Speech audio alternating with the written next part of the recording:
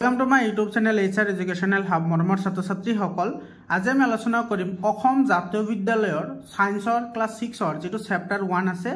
জীৱ জগত এই চেপ্টাৰৰ যেটো প্ৰশ্নাৱলী আছে প্ৰশ্নাৱলীৰ 100% কোৱেশ্চনৰ আনসাৰ আমি আলোচনা কৰিম তাৰ পিছত আমি আলোচনা কৰিম মোস্ট ইম্পৰ্টেন্ট MCQ মৰমৰ ছাত্ৰ-ছাত্ৰী সকল তোমালোকে জানাই আজিকালি প্ৰশ্ন কেনে ধৰে পৰিৱৰ্তন হৈছে তো তোমালোকৰ 45 মাৰ্কৰ MCQ আৰু 45 মাৰ্কৰ ডেসক্ৰিপচন পাৰ্ট কোৱেশ্চন আহিব তো যদি তোমালোকে ভিডিওটো ভাল লাগে ভিডিওটো শেয়াৰ কৰিবা আৰু যদি তোমালোকৰ PDF ফাইল লাগে তেতিয়া হলে তোমালোকে WhatsApp গ্ৰুপত জয়েন হোৱা মই ডেসক্ৰিপচনত লিংকটো দি দিছো মৰমৰ ছাত্ৰ-ছাত্ৰী সকল বহুত ইম্পৰ্টেন্ট হয় MCQ বোৰ কাৰণ MCQ বোৰ তোমাৰ ইয়াতে যিবোৰ MCQ মই লৈছো হেবোৰ MCQ তোমাৰ বহু ধৰণৰ কম্পিটিটিভ এক্সামতো তোমাৰ এই MCQ বোৰ আহা দেখা যায় গতিকে তোমালোকে যদি JNU তাৰ পিছত আজমল সুপাৰ 40 যদি কোচিং কৰিব বিচৰা তেতিয়া হলে তোমালোকৰ এইবোৰ MCQ বহুত সহায় কৰিব মৰমৰ ছাত্ৰ-ছাত্ৰী সকল প্ৰথমতে আমি আলোচনা কৰিম প্ৰশ্নাৱলীৰ আনসাৰখিনি তাৰ পিছত আমি MCQ খিনি চাম তো বলা আমি ভিডিওটো আৰম্ভ কৰিছো এতে সব প্ৰথম প্ৰশ্নত কি কৈছে খালি ঠাই পূৰ কৰা ইয়াৰে তোমাৰ এ নম্বৰ যেটো খালি ঠাই আছে হেটো হৈছে তোমাৰ আমি উশাহ ড্যাশ গেছ বায়ুৰ পৰা গ্ৰহণ কৰো তো আমি অক্সিজেন গেছ বায়ুৰ পৰা গ্ৰহণ কৰো তো খালি ঠাইত অক্সিজেন হ'ব বি নম্বৰত আছে কুকুৰাৰ পোৱালি দেশৰ পৰা উপজে কুকুৰাৰ পোৱালি কোৰ পৰা উপজে কণীৰ পৰা উপজে আমি সকলে জানো সি নম্বৰত আছে উদ্ভিদে দেশৰ পদ্ধতিৰে নিজৰ খাদ্য প্ৰস্তুত কৰে উদ্ভিদে যেটো খাদ্য প্ৰস্তুত কৰা যেটো প্ৰক্ৰিয়া হে প্ৰক্ৰিয়াটোক আমি কি বুলি কও হালুক সংশ্লেষণ অৰ্থাৎ ফটোসিনথেসিস বুলি কও এতে সোয়া এই চেপ্টাৰৰ লগত ৰিলেটেড যিকেটা তোমাৰ MCQ আছে হেকেটা আমি চাও কি কৈছে সোয়া শুদ্ধ উত্তৰ বাছি লোৱা এৰে তোমাৰ এ নম্বৰটোত কি কৈছে সোয়া লাজকিলতাই কি উদ্দীপকৰ প্ৰতি সহাৰি জনায় লাজকিলতাই আমাৰ স্পৰ্শ কৰিলে কি হয় লাজকিলতা তোমাৰ কুছ খাই যায় অৰ্থাৎ লাজকিলতাই কি কৰে স্পৰ্শৰ প্ৰতি সহাৰি জনায় অৰ্থাৎ আমাৰ 3 নম্বৰ অপচনটো কি হ'ব কাৰেক্ট হ'ব পৰিবেশৰ অজৈবিক উপাদান হল মৰমৰ ছাত্ৰ-ছাত্ৰী সকল তোমালোকক এই MCQ বোৰৰ মই ডেসক্ৰিপচনত দি যাম তোমালোকে ডেসক্ৰিপচন খিনি মনত ৰাখিবা তোমালোকৰ আপাৰ ক্লাছত বহুত সহায়ক হ'ব আৰু এটা কথা তোমালোকৰ ক্লাস 6 ৰ পৰা ক্লাস 10 লৈকে কোনো ধৰণৰ সায়েন্স আৰু ম্যাথছ লৈ চিন্তা কৰিব নালাগে কতো টিউশন লব নালাগে সায়েন্স আৰু ম্যাথছৰ কাৰণে 100% তোমালোকে যিকোনো কম্পিটিটিভ এক্সামত যোৱা বা তোমালোকে যিকোনো বোৰ্ড এক্সাম দিয়া মই তোমালোকক 100% প্ৰিপেয়াৰ কৰাম তোমালোকে ফ্ৰী অফ কষ্ট তোমালোকে মোৰ ভিডিও চাব পাৰিবা তোমালোকে চেনেলটো সাবস্ক্ৰাইব কৰা আৰু WhatsApp গ্ৰুপত জয়েন হোৱা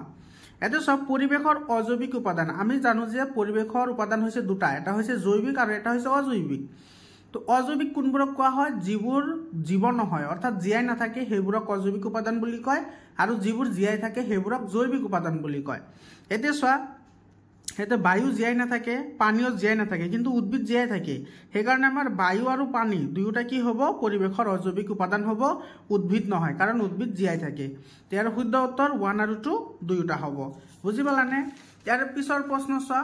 ইয়াৰ পিছৰ প্ৰশ্ন আছে এটো আমাৰ ইয়াতে কি কৈছে সোয়া প্ৰাণীৰ দেহত উৎপন্ন হোৱা অলাগতিয়াল বস্তু উলাই যোৱা পদ্ধতিটোক আমি কি বুলি কও সব উলাই যোৱা মানে অলাগতিয়াল বস্তু উলাই যোৱা পদ্ধতিটোক আমাৰ ৰেশন বুলি কোৱা হয় কি বুলি কোৱা হয়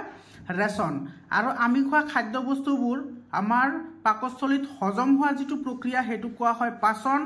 আৰু আমি যে উশাহ নিশাহ লও অৰ্থাৎ খাদ্যৰ পৰা শ্বেতসাৰ উৎপন্ন হয় হেতুক আমি শ্বসন বুলি কও মনত ৰাখিবা গটেখিনি কথা 3 নম্বৰ চা কি কৈছে এটো প্ৰশ্ন হয় পোৱালি জগাই বংশবৃদ্ধি কৰা দুবিধ প্ৰাণীৰ নাম লিখা এতে সব পোৱালি জগাই কোনে কোনে মানুহে তো পোৱালি জন্ম দিয়ে গৰুৱে পোৱালি জন্ম দিয়ে ছাগলীয়ে পোৱালি জন্ম দিয়ে তাৰ পিছত বাদুলি পোৱালি জন্ম দিয়ে কিন্তু এটা কথা মনত ৰাখিবা বাদুলি বহুত ইম্পৰ্টেন্ট হয় এই কাৰণে কাৰণ বাদুলি চৰাই হয় কিন্তু স্তন্যপায়ী প্ৰাণী হয় অৰ্থাৎ হি চৰাই হয় আমি সকলে জানো চৰাইয়ে তোমাৰ কি কৰে সদায় কণী পাৰে কিন্তু বাদুলি এনেকুৱা এটা চৰাই হয় যিয়ে তোমাৰ কণী নাপাৰে ডাইৰেক্টলি পোৱালিহে জন্ম দিয়ে 4 নম্বৰ কোৱেশ্চনটো চোৱা 4 নম্বৰ কোৱেশ্চনত কি কৈছে উদ্দীপক কাক বোলে হাতে ছয়টা এনেকে লিখিবা গাত গৰম বা চেঁচা বস্তু লাগিলে তৎক্ষণাত আঁতৰি আহো চকু ছাট মাৰি ধৰে পোহৰ পৰিলে আমি চকু দুটা মুদি দিও স্পৰ্শ অতিপাত গৰম বা ঠাণ্ডা অতি উজ্জ্বল পোহৰ এইবোৰকে কি বুলি কোৱা হয় উদ্দীপক বুলি কোৱা হয় আৰু গোটেইখিনি আনসাৰ তোমালোকৰ বুকৰ পৰা মই লোৱা হৈছে তো বুক ফলো কৰিবা তোমালোকে বুক ৰিডিং কৰিবা তাৰ পিছত মই তো আছো তোমালোকক হেল্প কৰাৰ কাৰণে ইয়াৰ পিছত 5 নম্বৰ কোৱেশ্চনটো কি কৈছে জীৱৰ উদ্দীপকৰ প্ৰতি সঁহাৰি জনোৱা দুটা উদাহৰণ দিয়া। তো জীৱৰ উদ্দীপকৰ প্ৰতি সঁহাৰি জনোৱাৰ দুটা উদাহৰণ হ'ল, এইটো উদ্দীপকে সঁহাৰি জনায় কেনেকৈ, যেনেকুৱা এনেকৈ চোৱা, ইয়াতে কেঁচু এডাল যদি তুমি লাহেকৈ চুই দিয়া তেতিয়াহ'লে কি কৰিব, কোচ খাব। কেঁচু এডাল তুমি যদি চুই দিয়া দীঘল থাকিলে এনেকৈ সৰু হৈ আহে, সেইটো এটা। তাৰপিছত ৰাতি বনৰীয়া প্ৰাণীৰ গাত উজ্জ্বল পোহৰ পৰিলে সিহঁত তৎক্ষণাৎ আঁতৰি যায়, এইটো এটা। তুমি নহ'লে আৰু লিখিব পাৰিবা যে প্ৰাণীয়ে খাদ্যবস্তু চালে কি হয়, মুখত লালটি আহে, সেইটো তোমাৰ কি হয়, এটা উদ্দীপকৰ প্ৰতি সঁহাৰি হয়, য'ত তোমাৰ খাদ্য উদ্দীপকৰ প্ৰতি কাম কৰে। ইয়াৰ পিছত চোৱা 6 নম্বৰ কুৱেশ্যনটো বহুত ইম্পৰ্টেণ্ট হয়। 6 নম্বৰ কুৱেশ্যন তোমালোকৰ আপাৰ ক্লাছতো লাগিব, 7, 8, 9, 10 পৰ্যন্ত লাগিব এইখিনি কথা। জীৱ আৰু জ্বৰৰ মাজৰ পাৰ্থক্য লিখা।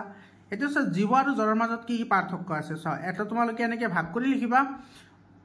পাৰ্থক্য লিখাৰ আটাইতকৈ মেগনিফিচেণ্ট যিটো তোমাৰ ৱে, মানে আটাইতকৈ ভাল যিটো তোমাৰ তৰিকা, সেইটো হৈছে তুমি দুটা ভাগ কৰি লিখা, ঠিক আছে। একফালে জীৱ লিখিবা, আনফালে জ্বৰ লিখিবা। তো জীৱ লিখিবা, জীৱই লৰচৰ কৰিব পাৰে কিন্তু জ্বৰই লৰচৰ কৰিব নোৱাৰে। জীৱই উদ্দীপকৰ প্ৰতি সঁহাৰি জনায় কিন্তু জ্বৰই উদ্দীপকৰ প্ৰতি সঁহাৰি নজনায়। জীৱই শ্বসনক্ৰিয়া সম্পন্ন কৰে, জ্বৰই শ্বসনক্ৰিয়া সম্পন্ন নকৰে। জীৱৰ খাদ্যৰ প্ৰয়োজন হয় কিন্তু জ্বৰৰ খাদ্যৰ প্ৰয়োজন নহয়। জীৱই বংশবৃদ্ধি কৰিব পাৰে কিন্তু জ্বৰই বংশবৃদ্ধি কৰিব নোৱাৰে। বুজি পালানে? তো জ্বৰ মানে সেইবোৰ যিবোৰে তোমাৰ কি নকৰে, জীয়াই নাথাকে। তো জীয়াই নথকা বস্তুবোৰতো লৰচৰ কৰিব নোৱাৰে, উদ্দীপকৰ প্ৰতি সঁহাৰি জনাব নোৱাৰে। জ্বৰই শ্বসনক্ৰিয়া সম্পন্ন কৰিব নোৱাৰে, কাৰণ জীয়াই নাথাকে তো শ্বসন ক'ৰ পৰা কৰিব। তাৰপিছত খাদ্যৰ প্ৰয়োজন নহয়, কাৰণ জীয়াই নাথাকে, জীয়াই থাকিলে খাদ্য লাগে। তো জীয়াই নাথাকে, তাৰ কোনো খাদ্যৰ প্ৰয়োজন নাই। আৰু জ্বৰে তোমাৰ কি কৰিব নোৱাৰে, বংশবৃদ্ধিও কৰিব নোৱাৰে। ইয়াৰ পিছৰ প্ৰশ্ন চোৱা, 7 নম্বৰ কুৱেশ্যনটো চোৱা। এইটো উদ্ভিদ আৰু প্ৰাণীৰ মাজৰ পাৰ্থক্য দুটা লিখিব দিছে। চোৱা তেনেকৈ দুটা তোমালোকে ভাগ কৰি ল'বা, তাৰপিছত লিখিবা উদ্ভিদ আৰু প্ৰাণী লিখিলা, তাৰপিছত লিখিবা সেউজীয়া উদ্ভিদে নিজৰ খাদ্য নিজেই প্ৰস্তুত কৰিব পাৰে কিন্তু প্ৰাণীয়ে নিজৰ খাদ্য নিজে প্ৰস্তুত কৰিব নোৱাৰে। উদ্ভিদৰ চলন আৰু গমন, উদ্ভিদৰ চলন হয় কিন্তু গমন নহয়, বহুত ইম্পৰ্টেণ্ট হয়। ইয়াতে চোৱা উদ্ভিদৰ চলন হয়, উদ্ভিদৰ চলন মানে কি, তোমাৰ ঠাল ঠেঙুলিবোৰ বাঢ়ে, শিপাবোৰ মাটিৰ তলফালে যায়। আৰু গমন মানে হৈছে স্থানৰ পৰিৱৰ্তন। গমন মানে স্থানৰ পৰিৱৰ্তন, তাৰমানে তুমি এঠাইত থিয় হৈ তুমি যদি হাত ভৰি লৰচৰ কৰিছা সেইটোক আমি চলন বুলি ক'ম। আৰু তুমি যদি এঠাইৰ পৰা আন ঠাইলৈ গৈছা, যেনেকুৱা ধৰা তুমি স্কুলৰ পৰা তুমি ঘৰত গ'লা, তো সেইটো হ'ল গমন। তো উদ্ভিদে তোমাৰ কি কৰিব পাৰে, চলন কৰিব পাৰে কিন্তু গমন কৰিব নোৱাৰে। তাৰপিছত প্ৰাণীৰ ফালে লিখিবা, প্ৰাণীয়ে নিজৰ খাদ্য নিজে প্ৰস্তুত কৰিব নোৱাৰে, অৰ্থাৎ প্ৰাণী হৈছে পৰভোষী। আৰু প্ৰাণীৰ ক্ষেত্ৰত চলন আৰু গমন দুয়োটাই সম্ভৱ, প্ৰাণীৰ ক্ষেত্ৰত চলন গমন দুয়োটা আমি কৰিব পাৰোঁ। ইয়াৰ পিছত চোৱা 8 নম্বৰ কুৱেশ্যন চোৱা, ৰেচনৰ প্ৰয়োজনীয়তা কি, বহুত ইম্পৰ্টেণ্ট কুৱেশ্যন হয়। 7, 8, 9, 10, 11, 12 গোটেইকেইটা ক্লাছত লাগিব ৰেচনৰ প্ৰয়োজনীয়তাৰ বিষয়ে। ইয়াতে কি কৈছে চোৱা, ৰেচনৰ সহায়ত জীৱসমূহে দেহৰ অলাগতিয়াল পদাৰ্থবোৰ বাহিৰ কৰি দিয়ে আৰু ৰেচন হ'ল জীৱৰ এটা গুৰুত্বপূৰ্ণ জীৱন প্ৰক্ৰিয়া যিটো অবিহনে জীৱ জীয়াই থাকিব নোৱাৰে। ৰেচন নহ'লে জীৱ এটা কেতিয়াও জীয়াই থাকিব নোৱাৰে। চোৱা কিমান ইম্পৰ্টেণ্ট হয়, আমি যদি ৰেচন প্ৰক্ৰিয়া সম্পাদিত কৰিব নোৱাৰোঁ তেতিয়াহ'লে আমি জীয়াই থাকিব নোৱাৰোঁ। ইয়াৰ পিছত চোৱা বহুত ইম্পৰ্টেণ্ট কুৱেশ্যন হয়। 9 নম্বৰ কুৱেশ্যনটো তোমালোকৰ বোৰ্ড এক্সামত আহিব পাৰে, এনেকুৱা ধৰণৰ কুৱেশ্যন বহুত ইম্পৰ্টেণ্ট হয়। ইয়াতে কি কৈছে চোৱা, আন্ধাৰত গছৰ বৃদ্ধি নহয় কিয়? তুমি আনচাৰ লিখিবা, উদ্ভিদৰ বৃদ্ধি আৰু বিকাশৰ বাবে প্ৰধানকৈ পানী, খনিজ লৱণ, কাৰ্বন ডাই অক্সাইড গেছ আৰু পোহৰৰ প্ৰয়োজন হয়। এইবোৰ হ'ল উদ্ভিদৰ বৃদ্ধিৰ কাৰক। তো সেউজীয়া উদ্ভিদে সূৰ্যৰ পোহৰৰ পৰা শক্তি আহৰণ কৰে। এই শক্তিৰ দ্বাৰা খাদ্য প্ৰস্তুত কৰে। এই প্ৰক্ৰিয়াক সালোক সংশ্লেষণ বুলি কোৱা হয়। পোহৰ নহ'লে উদ্ভিদে সালোক সংশ্লেষণ কৰিব নোৱাৰে আৰু সেইকাৰণেই তোমাৰ কি নহয়, আন্ধাৰত গছৰ বৃদ্ধি নহয়। ইয়াৰ পিছৰ কুৱেশ্যনটো চোৱা, 10 নম্বৰ কুৱেশ্যনটো একেবাৰে চিম্পল কুৱেশ্যন হয়। জীৱ বুলিলে কি বুজা? তেতিয়া আনচাৰ লিখিবা, যিবোৰ জীয়াই থাকে অৰ্থাৎ প্ৰাণ থকাবোৰকে জীৱ বুলি কয়। আনহাতে বা তুমি এনেদৰে লিখিব পাৰিবা, তোমাৰ যিটো ভাল লাগে তুমি সেইটো লিখিবা। যিবোৰৰ বৃদ্ধি আৰু বিকাশ হয় সেইবোৰকে কি বুলি কোৱা হয়, জীৱ বুলি কোৱা হয়। উদাহৰণ হিচাপে মানুহ, গৰু, গছ গছনি ইত্যাদি। 11 নম্বৰ কুৱেশ্যনটো চোৱা, জীৱৰ বৈশিষ্ট্যসমূহ লিখা। জীৱৰ কি কি বৈশিষ্ট্য আছে, কি কি কেৰেক্টাৰিষ্টিক্স আছে, কি কি গুণ আছে, সেইকেইটা আমাক লিখিব দিছে। তো তুমি এনেদৰে লিখিবা, জীৱৰ বৈশিষ্ট্যসমূহ হ'ল, 1 নম্বৰত লিখিবা সকলো জীৱকে খাদ্য লাগে। 2 নম্বৰত লিখিবা সকলো জীৱৰ বৃদ্ধি হয়। 3 নম্বৰত লিখিবা সকলো জীৱই উশাহ নিশাহ লয়। 4 নম্বৰত লিখিবা সকলো জীৱই উদ্দীপকৰ প্ৰতি সঁহাৰি জনায়। 5 নম্বৰত লিখিবা সকলো জীৱৰ ৰেচন ক্ৰিয়া হয়। 6 নম্বৰত লিখিবা সকলো জীৱৰ প্ৰজনন হয়। প্ৰজনন মানে নিজৰ নিচিনা হুবহু জীৱৰ সৃষ্টি কৰিব পাৰে হেতু প্ৰজনন বুলি কোৱা হয় যেনেকুৱা আমাৰ মা দেউতাকে আমাক জন্ম দিছে আমাৰ মা দেউতাও মানুহ আমিও মানুহ যেনেকুৱা গৰুৰ পেটৰ পৰা গৰুৱে হয় হেতু হৈছে প্ৰজনন প্ৰক্ৰিয়া তাৰ পিছত সকলো জীৱই লৰচৰ কৰে ইয়াৰ পিছত 12 নম্বৰ কোৱেশ্চনটো চোৱা কি কৈছে ইয়াতে আমাৰ চৌপাশ বুলিলে কি বুজা বা এই কোৱেশ্চনটো এনেকুৱা হ'ব পাৰে যে তোমাৰ পৰিৱেশ বুলিলে কি বুজায় সেম এনসাৰ আহিব যেটো এনসাৰ লিখিবা এনে ধৰণে আমাৰ চাৰিওফালে থকা বিভিন্ন জীৱ আৰু জড় পদাৰ্থৰ সমষ্টিকে আমাৰ চৌপাশ বুলি কোৱা হয় আৰু এটো মোস্ট ইম্পৰ্টেন্ট হয় এটো তোমাৰ যিমান বছৰ পঢ়িবা তুমি যিমানলৈকে পঢ়িবা হিমানলৈকে তোমাৰ এই বস্তুটো লাগিব 13 নম্বৰ কোৱেশ্চনটো এটো কি পৰিৱেশৰ উপাদান কি প্ৰকাৰৰ এটা পৰিৱেশৰ উপাদান হৈছে দুই প্ৰকাৰ এটা হৈছে জৈৱিক উপাদান আৰু এটা হৈছে অজৈৱিক উপাদান আৰু এইটোৰ ডেফিনেশন মই তোমালোকক অলৰেডি কলো যেতিয়া মই এমসিকিউ কৰিছিলো তেতিয়া এটা জৈৱিক উপাদান হেবোৰক কোৱা হয় যিবোৰ জীয়াই থাকে হেবোৰক জৈৱিক উপাদান বুলি কয় যেনেকুৱা জীৱ উদ্ভিদ হয়নে এনেকুৱা মানে প্ৰাণী different type of animals like মানুহ তাৰ পিছত বাঘ সিংহ গৰু এবোৰ হৈছে তোমাৰ কি চৰাই চিৰিকটি গছ গছনি এবোৰ হৈছে জৈৱিক উপাদান আৰু অজৈৱিক উপাদান কোনবোৰ যিবোৰ জড় পদাৰ্থ হেবোৰক অজৈৱিক উপাদান বুলি কয় যেনে মাটি পানী বায়ু এবোৰ তাৰ পিছত তোমাৰ ঘৰ বাৰী বিল্ডিংস এবোৰ হৈছে অজৈৱিক উপাদান মৰমৰ ছাত্ৰ ছাত্ৰী সকল তো এইখিনি আমাৰ টেক্সচুৱেল আনসাৰ হৈ গল এতিয়া আহিছো আমাৰ এমসিকিউ লৈ চোৱা বহুত মোস্ট ইম্পৰ্টেন্ট এমসিকিউ হয় তোমালোকে এবোৰ লিখি লোৱা নহলে তোমালোকৰ যদি পিডিএফ ফাইলস লাগে তোমালোকে WhatsApp গ্ৰুপত জয়েন হোৱা চেনেল সাবস্ক্ৰাইব কৰা আৰু তোমালোকে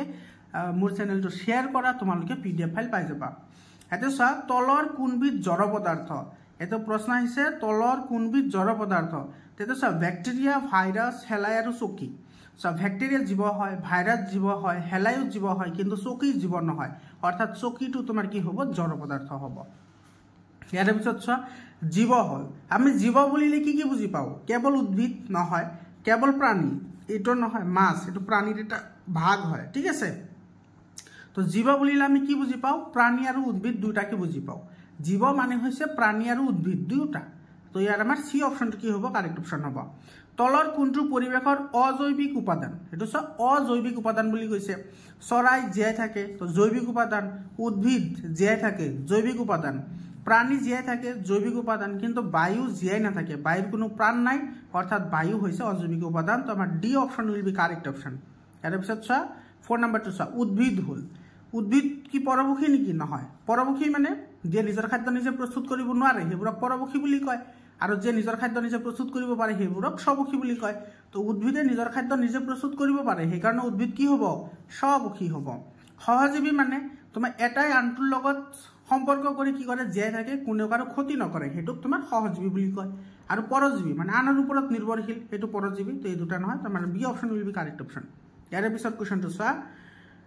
ইয়াতে কি কৈছে তলৰ কোনবিধ কণীৰ পৰা উপজে কণীৰ পৰা মানে অণ্ডজ প্ৰাণী কণীৰ পৰা যিবোৰ প্ৰাণী গজে হেবোৰক অণ্ডজ প্ৰাণী বুলিও কোৱা হয় তোমালোকে মনত ৰাখিবা এটো গাই গৰু এটো তোমাৰ কি এটো হৈছে তোমাৰ স্তন্যপায়ী প্ৰাণী নীলাতিমি ব্লু হুৱেল এটো তোমাৰ স্তন্যপায়ী প্ৰাণী হয় এটো কিন্তু কণীৰ পৰা নগজে আৰু নৌপজে কাৰণ নীলাতিমি এটো মাছৰ প্ৰজাতি হয় আমি সকলে জানো বেছিভাগ মাছ তোমাৰ কি হয় কণীৰ পৰা জন্মে কিন্তু নীলাতিমি কণীৰ পৰা নজন্মে নীলাতিমি ডাইৰেক্টলি পোৱালি জন্ম দিয়ে বাদুলি তোমালোকক আগতে কলো বাদুলি চৰাই হয় কিন্তু কণী না পাৰি ডাইৰেক্টলি কি কৰে প্ৰাণী পোৱালি জন্ম দিয়ে আৰু কুকুৰা ৰৈ গল আমাৰ হেন এটো তোমাৰ হ'ব শুদ্ধ উত্তৰ সি অপশনটো কাৰেক্ট অপশন হ'ব প্ৰাণীৰ শোষণত উৎপন্ন হোৱা গেছবিধ হল প্ৰাণীত যেতিয়া শোষণ কৰে তেতিয়া কি গেছ উৎপন্ন হয় শোষণ কৰে অক্সিজেন প্ৰাণীয়ে কি শোষণ কৰে অক্সিজেন শোষণ কৰে কিন্তু উৎপন্ন হয় কি যেতিয়া শোষণ ক্ৰিয়াটো কমপ্লিট হয় তেতিয়া কি উৎপন্ন হয় অক্সিজেন O2 মানে অক্সিজেন CO2 মানে কার্বন ডাই অক্সাইড H2O মানে হৈছে ওয়াটার অর্থাৎ পানি আৰু CH4 মানে হৈছে মিথেন এটো এটা গ্যাস হয় তো ইয়াতে তোমাৰ কি হ'ব বি অপশনটো কাৰেক্ট হ'ব কাৰ্বন ডাই অক্সাইড উৎপন্ন হয় আৰু অক্সিজেনটো গ্ৰহণ কৰা হয় ইয়াৰ পিছৰ কোৱেশ্চনটো চোৱা উদ্ভিদৰ হালুক সংশ্লেষণত প্ৰয়োজন হয় উদ্ভিদে হালুক সংশ্লেষণ কৰিবলৈ কি কি প্ৰয়োজন হয় কাৰ্বন ডাই অক্সাইড প্ৰয়োজন হয় পানীৰো প্ৰয়োজন হয় সূৰ্যৰ পোহৰৰো প্ৰয়োজন হয় অৰ্থাৎ কি হ'ব সকলো হ'ব ডি অপশনটো কাৰেক্ট অপশন হ'ব তলৰ কোনটো উদ্দীপক নহয় বুলি কৈছে আমি জানো উদ্দীপক সেইবোৰকে কম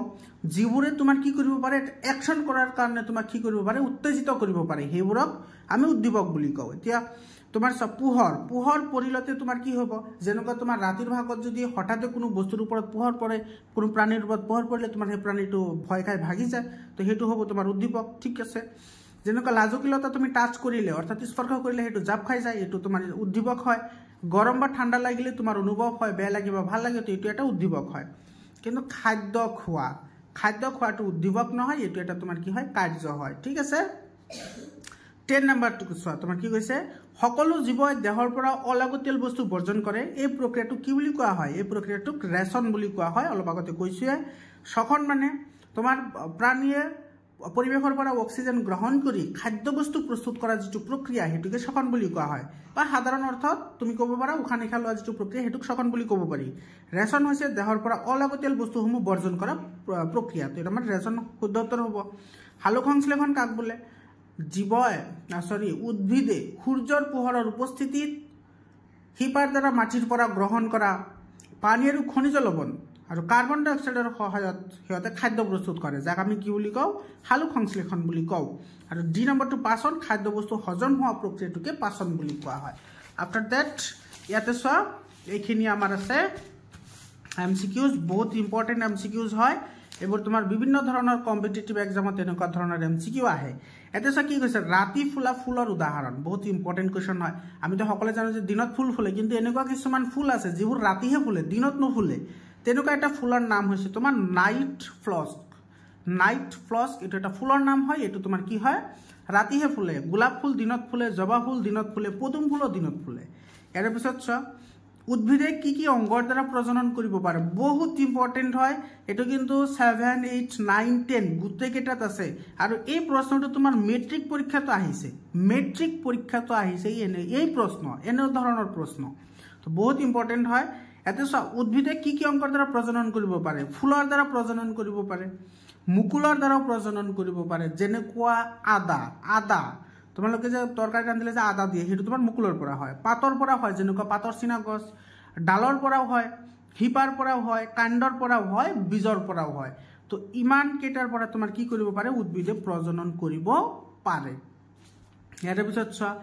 তো আমাৰ এইটো এ নম্বৰটো কাৰেক্ট হ'ব ইয়াতে চোৱা ডাল পাত শিপা গা গছ আৰু ঠাৰি ইয়াতে চোৱা গা গছৰ পৰা নহয় কাৰণে বি অপশ্যনটো নহ'ব